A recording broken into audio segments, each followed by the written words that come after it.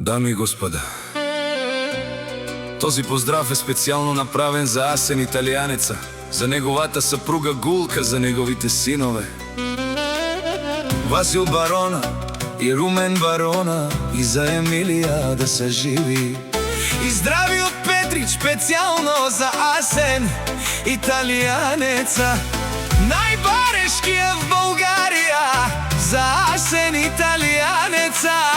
Колкото и да тичате, не може да го стигнете.